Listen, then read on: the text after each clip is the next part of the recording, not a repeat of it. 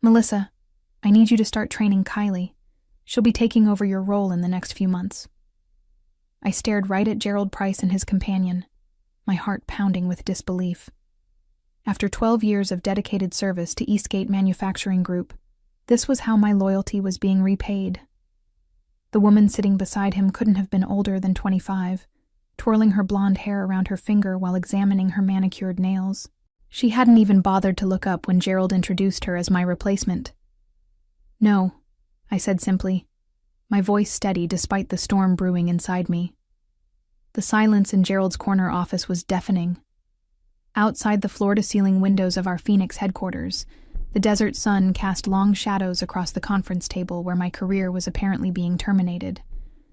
Gerald's eyebrows shot up in surprise, as if no one had ever dared question his authority before. Kylie Monroe finally glanced up from her phone, looking mildly interested in the drama unfolding. "Excuse me?" Gerald's voice carried that dangerous edge I'd heard him use with vendors who dared to negotiate prices. I said no. I crossed my arms and maintained eye contact. I won't be training anyone to replace me without proper discussion about my future with this company. My name is Melissa Granger, and I'm 41 years old. For the past 12 years, I've been the operations manager at Eastgate Manufacturing Group, overseeing everything from vendor relationships to contract negotiations. I knew every system, every client preference, and every operational detail that kept this company running smoothly. When vendors called with problems, they asked for me specifically. When clients needed urgent modifications to their orders, I was the one who made it happen. But 6 months ago, everything changed when Gerald Price's investment firm acquired Eastgate from the founding family. The transition had been rocky from the start, with Gerald implementing cost-cutting measures that often backfired spectacularly. He'd already driven away 2 experienced managers, replacing them with younger, cheaper alternatives who lasted mere weeks before quitting. Now, apparently, it was my turn. "Melissa," Gerald said, his tone shifting to what he probably thought was diplomatic. "Kylie brings fresh perspectives to the role. She has a degree in business administration from Arizona State." I glanced at Kylie, who was now taking a selfie. "Does she have any manufacturing experience? Any understanding of our client base or vendor relationships?" "That's what the training period is for," Gerald replied curtly. The irony wasn't lost on me. He was asking me to hand over 12 years of institutional knowledge to someone who clearly had no interest in learning it, all while pushing me toward the exit. But something in his dismissive tone told me this conversation was already over in his mind. The history between Gerald and me had been contentious from his first day at Eastgate.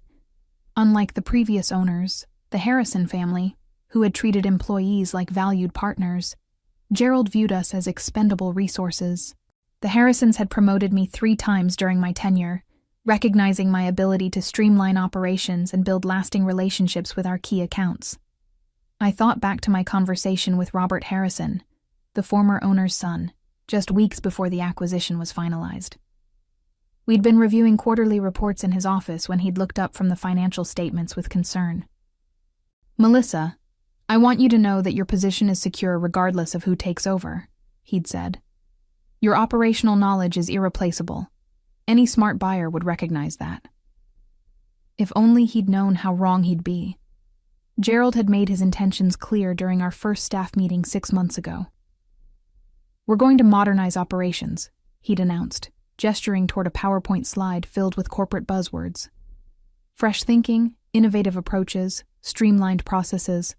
What he really meant was replacing experienced employees with cheaper alternatives.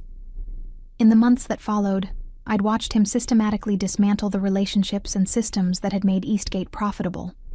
He'd alienated our biggest client, Morrison Industrial, by attempting to renegotiate contracts that had been carefully structured over years. He'd switched to cheaper suppliers without understanding the quality implications, resulting in 2 major product recalls. Through it all, I'd tried to guide him, sharing insights about client preferences and industry best practices. But Gerald had made it clear that he wasn't interested in learning from the existing team. He wanted to implement his own vision, regardless of the consequences. The breaking point had come last week when I'd discovered his relationship with Kylie. She'd been hanging around the office for months, initially introduced as a consultant reviewing our operations. But office gossip travels fast, and it became obvious that their relationship extended far beyond professional boundaries. She'd been seen leaving his apartment building, accompanying him to business dinners, and now, apparently, being groomed to take over my position. I'd noticed her complete lack of interest during the few meetings she'd attended. While I was explaining complex client requirements, she'd been texting or examining her reflection in her phone screen. When vendors called with technical questions, she'd immediately transferred them to me without attempting to understand the issues. The woman Gerald wanted me to train couldn't distinguish between different types of manufacturing processes, had never read a contract, and seemed to think our biggest client was a clothing company rather than an industrial supplier. But she was young, attractive, and more importantly, she was his. "Melissa, I think you're overthinking this," Gerald continued, snapping me back to the present moment. "Kylie is eager to learn, and your experience would be invaluable in getting her up to speed." I looked at Kylie again, who was now applying lip gloss while ignoring our conversation entirely. The request wasn't just professionally insulting. It was a slap in the face to everything I'd built at this company. The realization hit me like a cold wave as I sat in that office, watching Gerald's expectant expression and Kylie's complete disinterest. This wasn't a training opportunity. It was a systematic replacement. He wanted me to hand over 12 years of institutional knowledge, client relationships, and operational expertise to his mistress, then gracefully fade into obsolescence. "What happens to my position after the training period?" I asked, though I already suspected the answer. Gerald's slight hesitation confirmed my fears. "We'll evaluate the organizational structure as we move forward. There might be opportunities in other departments." Translation: I'd be demoted, sidelined, or eliminated entirely once Kylie had extracted everything she needed from me. I thought about the Morrison industrial contract I'd personally negotiated last year, securing a 3-year deal worth $8 million. I remembered staying late countless nights to resolve shipping complications, personally calling suppliers to expedite urgent orders, and building relationships with purchasing managers who trusted my word above any written contract. Now Gerald wanted me to hand all of that over to someone who couldn't be bothered to look up from her phone during a career-defining conversation. "I need time to consider this," I said, standing up from my chair. "There's nothing to consider," Gerald replied, his tone turning sharp. "This is a directive, not a request. Kylie starts shadowing you tomorrow morning." The finality in his voice crystallized everything. This wasn't a discussion or negotiation. It was an ultimatum. Train my replacement or face the consequences. I looked around the office that had become so familiar over the years, the awards on the walls recognizing Eastgate's operational excellence, achievements I'd played a significant role in earning, the framed photographs of company milestones, including the groundbreaking ceremony for our new facility that I'd helped plan and coordinate. Gerald was willing to throw all of that institutional knowledge away for the sake of his personal relationship. He was gambling the company's operational stability on someone who had never worked a day in manufacturing, never dealt with the complexities of supply chain management, and never felt the pressure of meeting client deadlines. "I understand your position perfectly," I said, my voice calm but resolute. "And my answer remains the same. No, I will not train Kylie Monroe to replace me." Gerald's face flushed red. "Melissa, I don't think you understand the situation. This company is moving in a new direction, and if you can't adapt, then you'll need to find someone else to implement that direction," I interrupted, meeting his glare without flinching. Kylie finally looked up from her phone, seeming to realize that the conversation had taken a serious turn. "Is there a problem?" she asked, her voice carrying the entitled tone of someone who had never faced real consequences. The problem, I thought to myself, was that Gerald Price was about to learn exactly how much he'd taken for granted. But that lesson would come later. 2 hours later, I was sitting in Human Resources with my termination papers spread across the table. Gloria Henderson, the HR director who had processed my promotion paperwork 3 times over the years, looked genuinely uncomfortable as she slid the documents toward me. "Melissa, I want you to know this wasn't my recommendation," she said quietly, glancing toward the door as if Gerald might be listening. "Your performance reviews have been exceptional, and your operational knowledge is, well, it's irreplaceable." I scanned the termination letter, noting the carefully worded language about organizational restructuring and strategic realignment. No mention of my refusal to train Kylie, no acknowledgement of my 12 years of service, and most insulting of all, no severance package. "Effective immediately?" I asked, pointing to the date. Gloria nodded reluctantly. "Gerald wants a clean transition. Kylie will be starting in the operations department tomorrow morning." The absurdity of the situation struck me. They were terminating the person who actually knew how to run operations while installing someone who couldn't tell the difference between a purchase order and a shipping manifest. It was corporate suicide disguised as innovation. "I'll need to collect my personal items," I said, standing up. "Of course. Security will escort you to your office." The walk back to my office felt surreal. James, the security guard who'd greeted me every morning for 8 years, looked embarrassed as he accompanied me down the familiar hallway.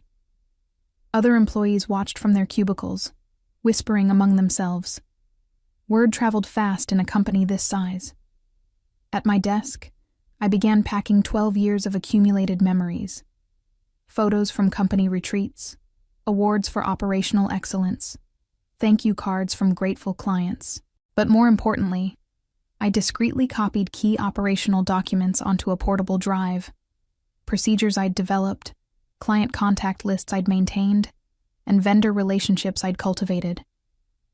Technically, this information belonged to me as much as the company. I'd created most of these processes from scratch, building systems that transformed Eastgate from a struggling manufacturer into an industry leader. If Gerald wanted to discard my contributions, he couldn't expect me to leave behind everything I'd built. My computer password was still active, giving me access to files that contained detailed information about client preferences, supplier relationships, and operational procedures that existed nowhere else. The Morrison Industrial account alone required knowledge of specific quality control measures, shipping protocols, and communication preferences that I'd documented but never formally transferred to company databases. As I worked, I could see Kylie through the glass partition, sitting in the conference room with Gerald while he showed her organizational charts. She was nodding absently while scrolling through her Instagram feed, clearly more interested in her social media than understanding the business she was supposedly ready to manage. "Take your time," James said quietly. "This whole situation is ridiculous." Even the security staff could see the insanity of what was happening. Experienced employees don't just materialize overnight, and operational expertise can't be downloaded like software. Gerald was about to learn that lesson the hard way. My phone buzzed with a text message from David Chen, a former colleague who now worked for Silverstone Industries, one of Eastgate's biggest competitors. "Heard about Gerald's latest decision. Coffee tomorrow? We should talk." David had been reaching out periodically over the past few months, subtly suggesting that Silverstone was expanding their operations division. At the time, I hadn't been interested. Eastgate was my professional home, and I'd been loyal to the company despite Gerald's questionable leadership. Now, everything had changed. I finished packing my personal items, handed my building access card to James, and walked out of Eastgate Manufacturing for what I assumed would be the last time. But as I reached my car, I realized this wasn't an ending. It was the beginning of something else entirely. Gerald Price thought he could discard me like outdated equipment, replacing institutional knowledge with inexperience and loyalty with convenience. He was about to discover just how wrong he was. The next morning, I met David at a quiet cafe in downtown Phoenix, far from the industrial district where both Eastgate and Silverstone operated. He was already waiting when I arrived, scanning the morning news on his tablet while sipping coffee. "Melissa," he said, standing to greet me. "I have to say, Gerald's timing couldn't be better for us." David had been Eastgate's supply chain manager before leaving 3 years ago to join Silverstone Industries. He'd tried to convince me to follow him then, but I'd been committed to seeing through some major projects with the Harrison family. Now, sitting across from him in the morning sunlight, I wished I'd listened. "Tell me about the position," I said without preamble.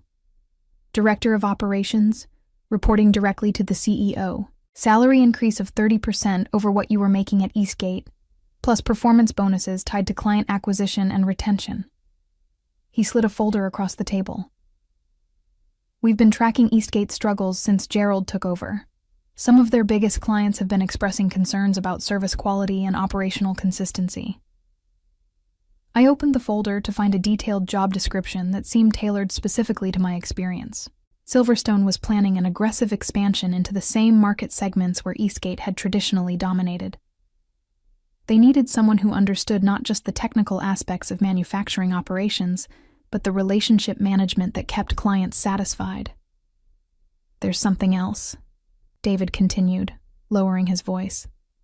"Morrison Industrial has been in preliminary discussions about moving their account. Their purchasing manager, Patricia Williams, specifically asked if we had anyone with experience managing their requirements." My pulse quickened. Patricia and I had worked together for 6 years, building a relationship based on trust and reliability.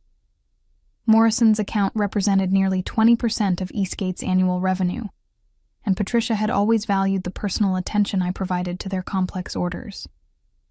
"They haven't made any commitments yet," David explained, "but they're clearly frustrated with the changes at Eastgate. Gerald tried to renegotiate their contract terms last month, proposing cost increases that Patricia found unreasonable." I wasn't surprised. Gerald had a habit of viewing client relationships as purely transactional, failing to understand the personal connections and trust that kept major accounts loyal. He'd probably presented Patricia with a spreadsheet analysis rather than acknowledging the value she placed on reliable service and consistent communication. "When would you need an answer?" I asked. "The position needs to be filled within 2 weeks. We're announcing our expansion plans at the Industry Manufacturing Conference next month, and we want our operational leadership in place before then." The Industry Manufacturing Conference. I'd attended that event for the past 8 years, representing Eastgate at vendor meetings and client presentations. This year, Gerald had planned to use the conference as a platform for announcing his operational modernization initiatives, with Kylie presumably playing a prominent role. The irony was almost poetic. While Gerald was showcasing his inexperienced replacement, I could be across the hall representing Silverstone's competitive expansion. "I'm interested," I said, closing the folder. "Very interested." David smiled. "I hoped you would be. There's one more thing you should know. Our CEO, Jennifer Martinez, specifically requested this meeting. She's been following your career for years and considers you one of the most respected operations managers in the industry." We spent the next hour discussing the details of Silverstone's expansion plans, their client acquisition strategy, and the operational improvements they wanted to implement. Everything they described aligned perfectly with the systems and processes I'd developed at Eastgate, but with the resources and leadership support I'd never had under Gerald's ownership. By the time I left the cafe, I'd already made my decision. Gerald Price had discarded me without understanding my value. Silverstone Industries was offering me the opportunity to demonstrate exactly what that mistake would cost him. Within a week, I was officially hired as Silverstone's Director of Operations. The transition was seamless, almost too easy, as if the universe was correcting a cosmic injustice. Jennifer Martinez, Silverstone's CEO, conducted the final interview personally, and her enthusiasm for my experience was a refreshing contrast to Gerald's dismissive attitude. "We've been waiting for the right person to lead our expansion," Jennifer explained during our meeting. "Your reputation in the industry precedes you, and frankly, Gerald's loss is our gain." Meanwhile, reports from my former colleagues at Eastgate painted a picture of mounting chaos. Kylie had indeed started in the operations department, but without my guidance, she was struggling with even basic tasks. According to Maria Santos, one of the production supervisors who'd remained at Eastgate, Kylie had already made several costly mistakes. She approved a shipment to Morrison Industrial that didn't meet their specifications, Maria told me during a quiet lunch meeting. Patricia Williams called 3 times trying to reach someone who understood their quality requirements. Kylie kept transferring her to different departments. The situation was exactly what I'd predicted.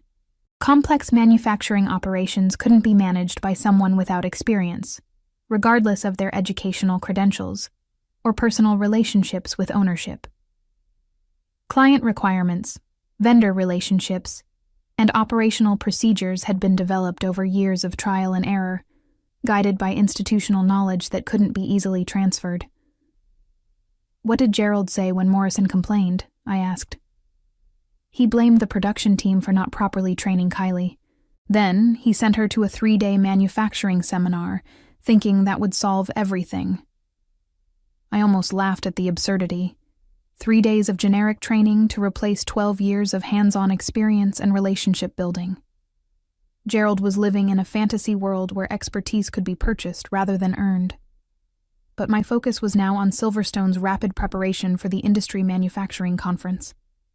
Jennifer had moved up our expansion announcement, wanting to capitalize on the instability at Eastgate, while their major clients were reconsidering their options.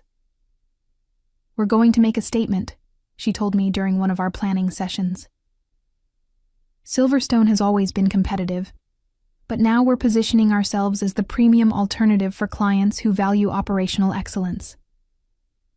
The strategy was brilliant in its simplicity.